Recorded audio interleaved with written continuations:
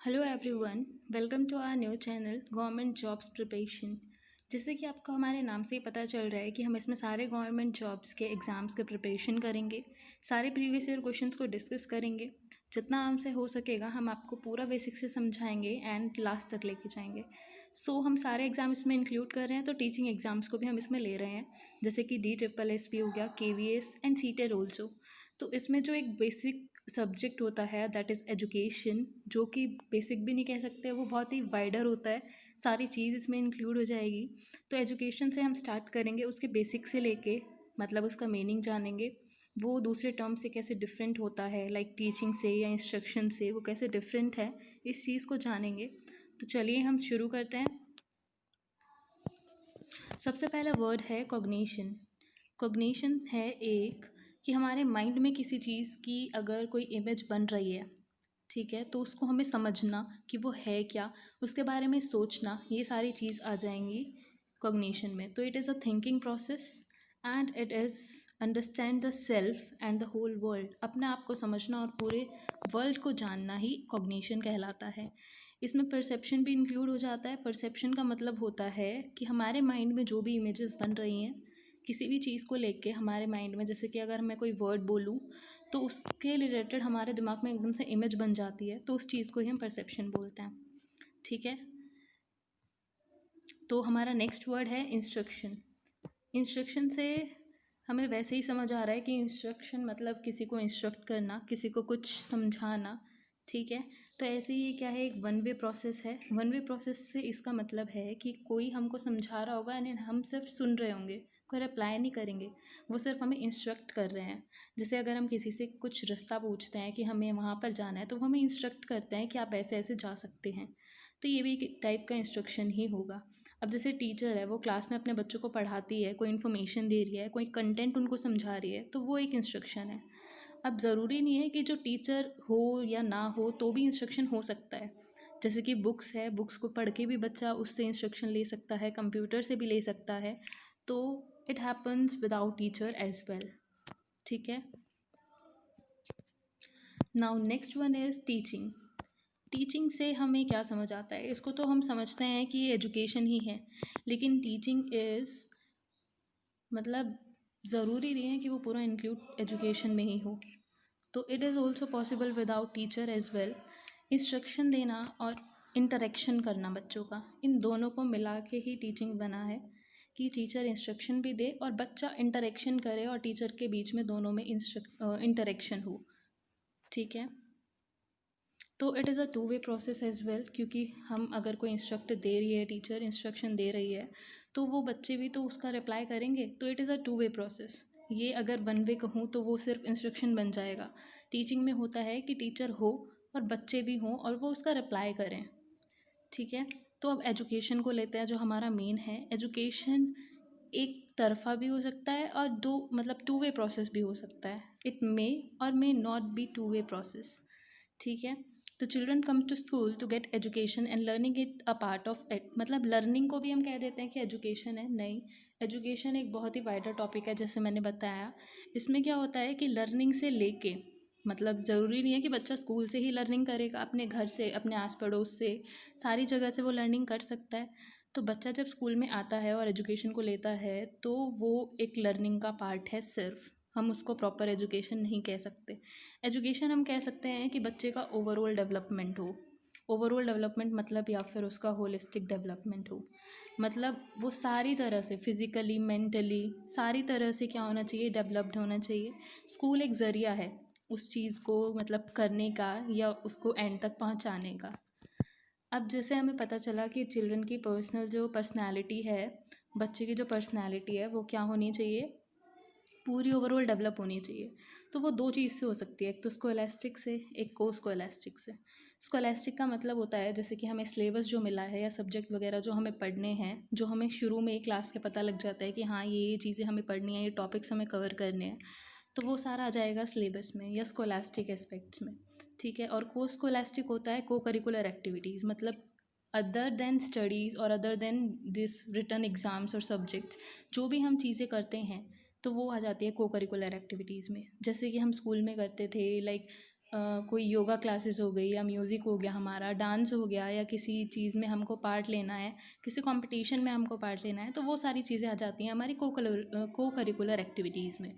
ठीक है, और इन दोनों को ही मिला के क्या बना है, करिकुलम बना है। ठीक है, तो करिकुलम का मतलब भी हम ये ले सकते हैं कि सिलेबस प्लस को करिकुलर एक्टिविटीज़। ओके, तो अब हम आते हैं, जो हमारी एजुकेशन है वो है 3 टाइप्स की। पहली है इनफॉर्मल एजुकेशन, पहला है हमारा इनफॉर्मल एजुकेशन, फिर है formal education and then non formal education. अभी हम इसका मीनिंग जानेंगे। इनफॉर्मल में और फॉर्मल में और नॉन फॉर्मल में क्या डिफरेंस होता है वो देखते हैं। पहला हमने ले लिया फॉर्मल एजुकेशन। फॉर्मल एजुकेशन में क्या क्या होगा, ये तो हमारी स्टार्ट होगी भाई बर्थ से। बर्थ से जैसे बच्चा, मतलब जब उसका बर्थ होता है तो उसकी फैमिली वाले भी तो उसको कुछ सिखाते हैं, बोलना सिखाते हैं, चलना सिखाते हैं, तो वो भी एक एजुकेशन का पार्ट होता है। ठीक है, वो सारी क्या है, इनफॉर्मल एजुकेशन है। ये चलती है भाई थ्रू आउट द लाइफ तक, मतलब पूरी लाइफ वो एजुकेशन क्या होगी, चलती रहेगी। Receive from any one, any time, any place, life long, तो वो हम कहीं से भी, किसी भी प्लेस पे, किसी से भी ले सकते हैं। Unconscious mind more effective education, flexibility होती है इसमें बहुत ज़्यादा। ठीक है, तो ये किसका पार्ट हो गया हमारा, इनफॉर्मल।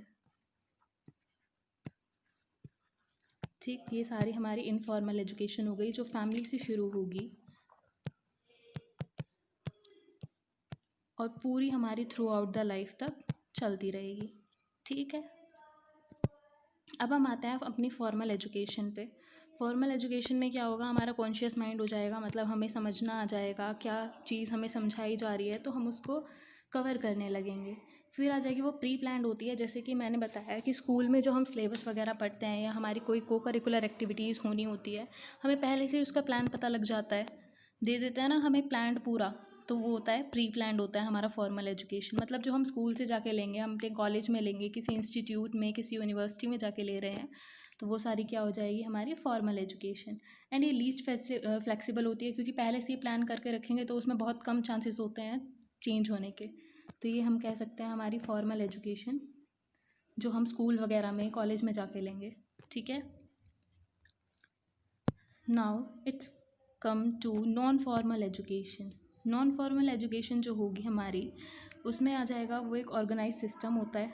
ठीक है, इसमें जैसे कि ये सारी ओपन यूनिवर्सिटीज़ जो होती हैं ये सारी इंक्लूड होती है, मतलब डिस्टेंस एजुकेशन होती है। कोई अगर पर्टिकुलर रोज़ जाकर मतलब उस एजुकेशन को नहीं ले पा रहा है, तो वो घर पे बैठ के अपना ले सकता है। जैसे बहुत से लोग होते हैं क्या करते हैं, ओपन यूनिवर्सिटी से अपना भर के और फिर वो मतलब डिस्टेंस एजुकेशन अपना घर पे पढ़ते हैं, खुद से करते हैं, थोड़ा बहुत क्लासेस टीचर्स की हेल्प लेते हैं या फिर इंटरनेट की हेल्प लेते हैं। तो ये सारी हो जाएगी हमारी नॉन फॉर्मल एजुकेशन। या फिर role of print media and electronic media इसमें आ जाता है, जैसे कि प्रिंट मीडिया लाइक बुक्स वगैरह हो गई, या फिर इलेक्ट्रॉनिक मीडिया इंटरनेट से, यूट्यूब से, किसी वीडियो से देख के हम क्या करते हैं, अपनी एजुकेशन को कवर करते हैं। डिस्टेंस एजुकेशन होती है, मोर करिकुलर सब्जेक्ट्स होते हैं इसमें, मतलब जितने चाहें हम मतलब सब्जेक्ट्स को ऑप्ट कर सकते हैं अपनी मर्ज़ी से। इसमें होता है ना, लाइक अगर हम कोई फॉर्म फिल कर रहे हैं तो हमें बहुत सारे ऑप्शन दिए जाते हैं कि आप अपने इंटरेस्ट के अकॉर्डिंग क्या कर सकते हैं, अपना सब्जेक्ट चूज़ कर सकते हैं। मोर लाइफ ओरिएंटेड होती है, मतलब हम अपनी जो जॉब करना चाहें या अपना आगे जो करना चाहें उससे रिलेटेड हम अपने सब्जेक्ट चूज़ कर सकते हैं। इसमें सारी ओपन यूनिवर्सिटीज़ आ जाती हैं, open learning education universities. Okay, now जैसे नॉन फॉर्मल एजुकेशन अभी हमने पढ़ा क्या होती है, जो हम इसमें लेते हैं ओपन यूनिवर्सिटीज़ में, है ना। तो इसमें क्या आ जाएंगी, एक तो 3 तरह की होती हैं open universities, correspondence education and continuity. जो ओपन यूनिवर्सिटी होती है उसमें क्या होता है, एक बोर्ड होता है, ब्रॉड होती है एक तो वो। ठीक है, मतलब ज़्यादा ऑप्शंस होंगे उसमें। नो लिमिट्स इन रेगुलरिटी, मतलब हमें ज़रूरी नहीं है कि रेगुलर उधर जाना पड़े या ना पड़े। ठीक है, हम अपने अकॉर्डिंग अपनी मतलब सहूलियत के अकॉर्डिंग वहाँ पे जाएं या ना जाएं। ठीक है, फिर आ जाएगी कॉरस्पॉन्डेंस। जैसे ओपन यूनिवर्सिटीज़ में मैंने बताया इग्नू हो गया एक तो, ठीक है, या फिर सोल हो गया। ठीक, कॉरस्पॉन्डेंस में क्या होता है कि लिमिटेड सब्जेक्ट्स होते हैं, कुछ ही सब्जेक्ट जो हैं मतलब वहाँ पे होंगे जो हम कर पाएंगे किसी सब्जेक्ट्स के लिए। मतलब ये नहीं है कि सारे सब्जेक्ट्स के लिए वो एजुकेशन जो है वो दी गई है, तो वो कुछ सब्जेक्ट्स के लिए ही, लिमिटेड सब्जेक्ट्स के लिए ही प्रोवाइड की जाती है। कंटिन्यूटी हो गया, जैसे कि कोई मतलब जैसे किसी भी प्रॉब्लम की वजह से या किसी चीज़ की वजह से अपनी पढ़ाई बीच में छोड़ देते हैं, तो उनको अपना मतलब एक चांस दिया जाता है कि आप उसको अपने एजुकेशन को दोबारा से स्टार्ट कर सकते हैं। जैसे कि अडल्ट एजुकेशन इसमें इंक्लूड होता है। जो एजुकेशन को बीच में छोड़ देते हैं उनके लिए वो ज़्यादा माने जाता है। कंटिन्यूइंग का मतलब ही समझ आ रहा है कि क्या करना, एजुकेशन को कंटिन्यू करना फिर से, ठीक है।